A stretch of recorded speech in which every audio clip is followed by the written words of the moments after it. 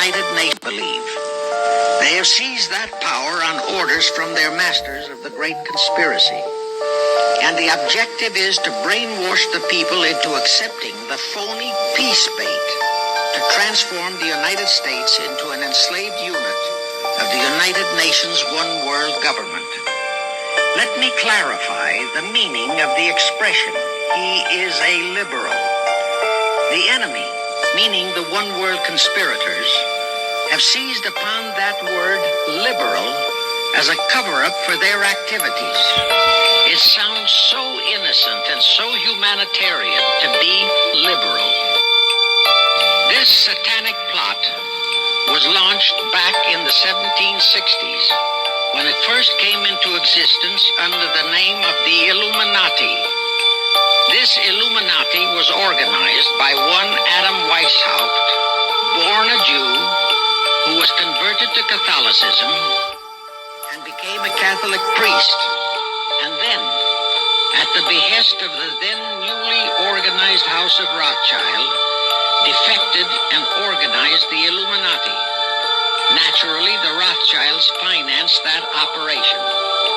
And every war since then, beginning with the French Revolution, has been promoted by the Illuminati, operating under various names and guises.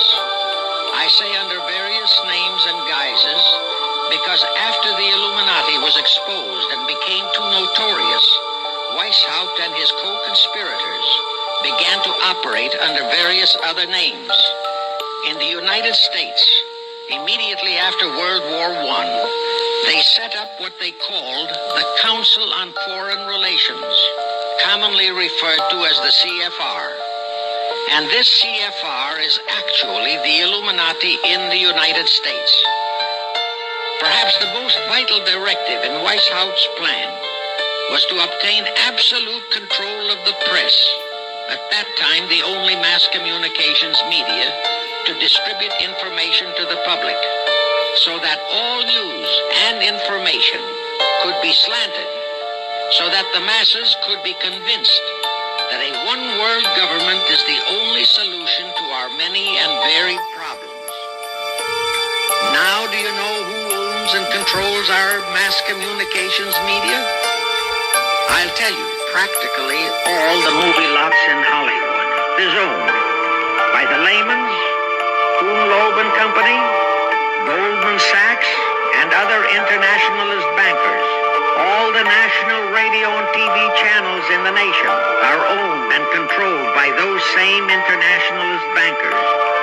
The same is true of every chain of metropolitan newspapers and magazines, also of the press wire services, such as Associated Press, United Press International, etc.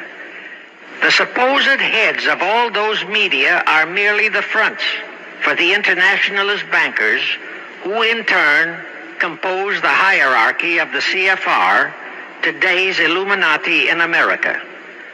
Now can you understand why the Pentagon's press agent Sylvester so brazenly proclaimed that the government has the right to lie to the people? What he really meant was that our CFR-controlled government had the power to lie to and be believed by the brainwashed American people. And let's again go back to the first days of the Illuminati. In 1785, the Bavarian government outlawed the Illuminati and closed the lodges of the Grand Orient.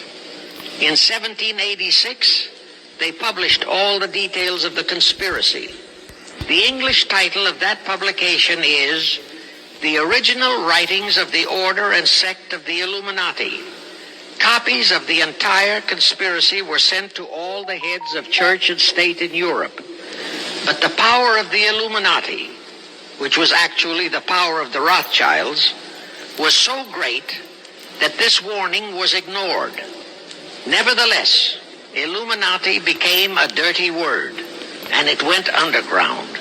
At the same time, Weishaupt ordered Illuminists to infiltrate into the lodges of Blue Masonry and form their own secret societies within all secret societies.